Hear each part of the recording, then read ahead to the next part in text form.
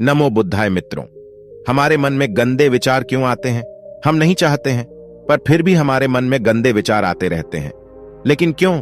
मन ही हमारा सबसे बड़ा दोस्त है और मन ही हमारा सबसे बड़ा शत्रु है। जब हम अपने मन के हिसाब से चलते हैं तो मन हमें भटका देता है, और जब हम मन को संतुलित कर लेते हैं तो हम अपनी जिंदगी में सब कुछ पा लेते हैं।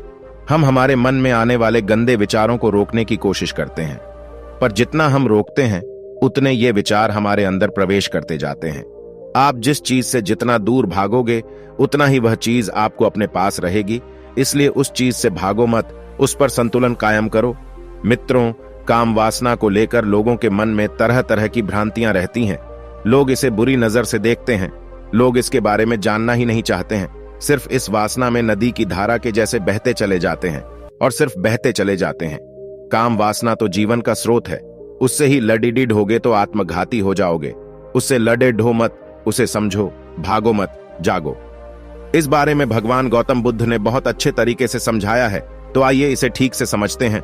भगवान गौतम बुद्ध की सिर्फ एक छोटी सी कहानी से।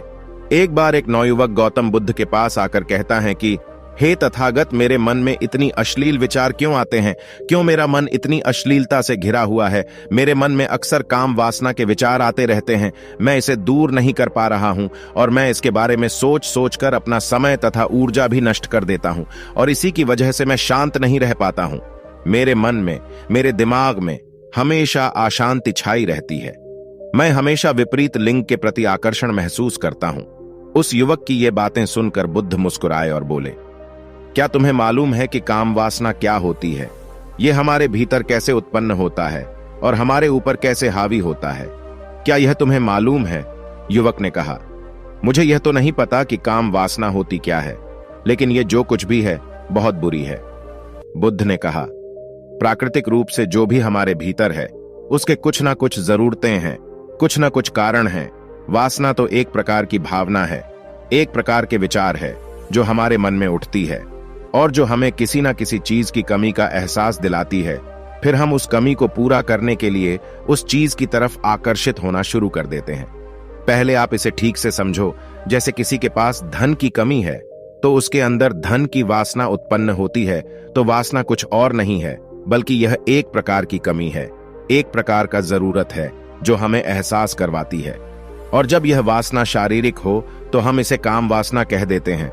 बुद्ध की ये बातें सुनकर युवक ने कहा, हे बुद्ध, मुझे तो ये समझ में आ गया है कि काम वासना का मतलब क्या है, लेकिन मेरे मन में यह प्रश्न अभी भी उठ रहे हैं कि ये जो वासना है ये हमारे भीतर उत्पन्न कहां से होती है?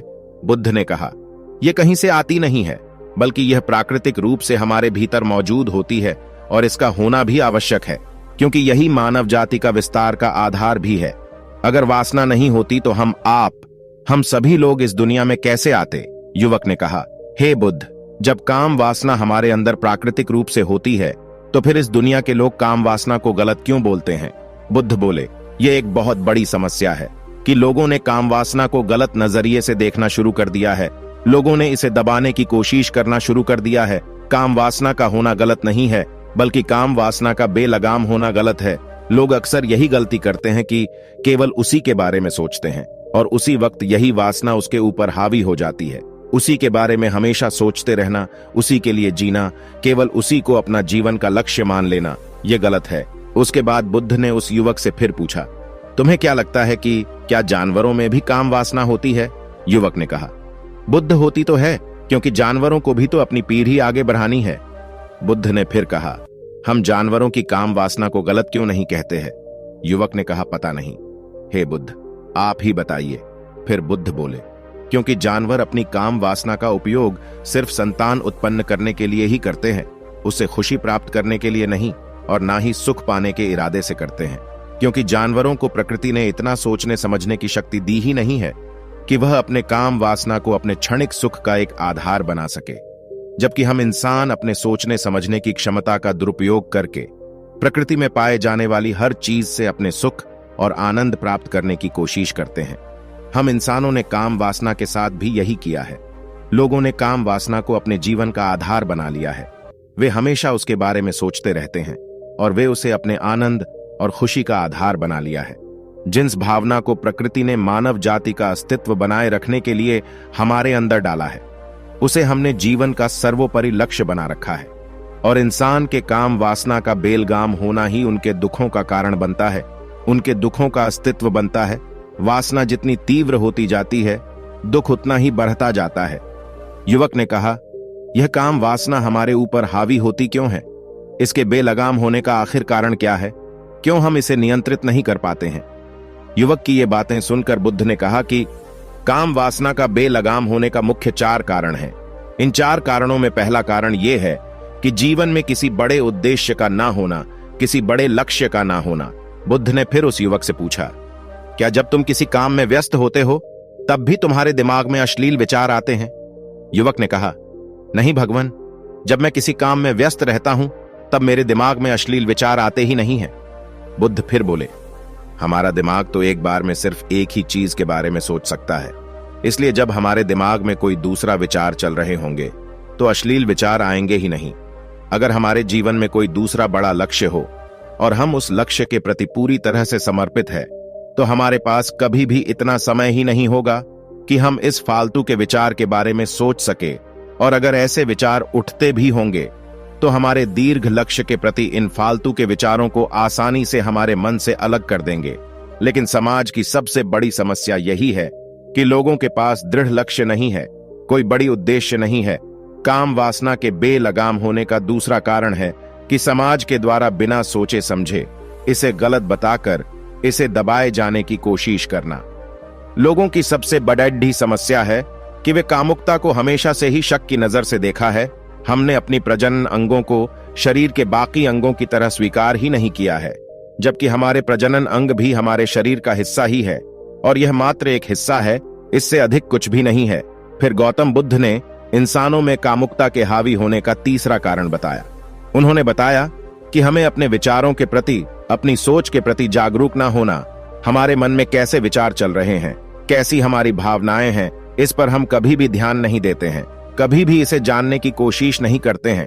हमारे मन में उठने वाले विचारों के बारे में एक अनोखी बात यह है कि जब भी हम किसी एक चीज के बारे में सोचते हैं तो हमारा मन उससे संबंधित और भी विचार हमारे सामने रखना शुरू कर देता है, और ऐसे ही हमारे मन में हजारों विचारों की एक श्रृंखला बन जाती है जिस पर जीवन भर हम उसमें उलझ कर रह जाते हैं।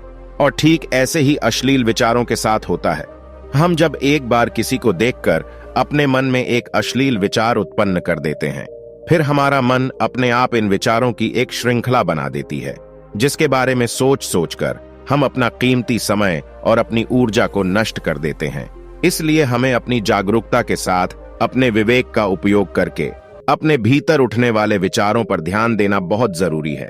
फिर बुद्ध ने कहा, अश्लील विचार आने का चौथा कारण यह है कि बुरी सोच और अश्लील विचार वाले लोगों की संगति में रहना। आपने अक्सर ये सब देखा होगा कि हर वक्त काम वासना हमारे भीतर नहीं होती, लेकिन अश्लील लोगों की संगति में रहने की वजह से, उस तरह की बातें करने की वजह से काम वासना हमारे अंदर हावी हो जाती है। इसलिए बुरे विचारों वाले लोगों से हमेशा जितना हो सके दूरी बनाकर रहना चाहिए। बुद्ध की ये बातों को सुनकर युवक ने कहा, हे बुद्ध, यह तो समझ में आ गया है कि काम वासना हमारे ऊपर हावी कैसे होती है, लेकिन यह हावी ना हो इसे कैसे रोका जाए? थोड़ा इसे विस्तार से बताइए। बुद्ध ने कहा, पहले तुम यह समझो कि काम वासना की ऊर्जा को रोका नहीं जा सकता, इसे सिर्फ बदला जा सकता है। और इस ऊर्जा को बदलने के 2 तरीके हैं। पहला प्रेम और दूसरा ध्यान। जब हम सच्चे प्रेम में होते हैं तो हमारे अंदर कामुक ऊर्जा हमारी खुशी और आनंद में रूपांतरित हो जाती है। लेकिन अधिकतर लोग शारीरिक आकर्षण को ही प्रेम समझते हैं, उसे खुशी समझते हैं, उससे ही आनंद लेते हैं, जो कि ऊर्जा की खपत करता है, उसका रूपांतरण नहीं। काम वासना की ऊर्जा को शरीर के अंदर परिवर्तित करने का एक ही सफल उपाय है, और वो है ध्यान। ध्यान के जरिए आप अपने भीतर स्थित आनंद को, या कहा जाए परमानंद के, उस केंद्र में स्थापित हो जाते हैं जिसके सामने दुनिया का हर भोग विलास फीका लगने लगता है। ऐसा नहीं है कि आप ध्यान करने के बाद वो सब सोचने और करने में सक्षम नहीं रहते हैं, बल्कि आप उससे और भी ऊपर उठ जाते हैं। ये सब हरकतें आपको बहुत छोटी और सूक्ष्म लगने लगती हैं। युवक ने कहा, लेकिन हे तथागत, ध्यान की शुरुआत कहां से करें? बुद्ध ने कहा, सबसे पहले तुम एकांत में समय बिताना शुरू करो, क्योंकि जो इंसान जिसके साथ अधिक समय बिताता है वह उसको सबसे ज्यादा समझने लगता है। जैसे तुम दोस्तों के साथ समय बिताते हो, तुम उसके बारे में ज्यादा सोचने लगोगे। ठीक उसी प्रकार जब तुम अकेले समय बिताते हो तो तुम अपने बारे में सोचोगे। तुम क्या हो, तुम कौन हो, तुम कहां से आए हो, तुम ये सब जानने लग जाओगे। तुम इस चीज के बारे में सोचने लगोगे और तुम जब खुद को जानना शुरू कर दोगे तो ये सारे भौतिक सुख तुम्हें छोटे लगने लगेंगे। और फिर एक दिन ऐसा आएगा कि तुम्हारे चाहे बिना तुम्हारे दिमाग में किसी भी प्रकार के विचार नहीं उठेंगे। जब तुम चाहोगे तभी तुम्हारे दिमाग में विचार उठेंगे। तुम्हारे विचार सूक्ष्म होते जाएंगे, तुम्हारी भावनाएं सूक्ष्म होते जाएंगे और तुम अपने विवेक का, अपने जागरूकता का पूरी तरह से इस्तेमाल कर पाओगे। मित्रों, आपने इस कहानी से क्या सीखा? आपके विचार क्या है? आपकी भावनाएं क्या है? एक कमेंट के माध्यम से जरूर बताइएगा। क्या पता आपके एक कमेंट से किसी का जीवन बदल जाए। तो मिलते हैं किसी अगले कहानी में, तब तक के लिए अपना ख्याल रखें और हमेशा मुस्कुराते रहे। नमो बुद्धाय।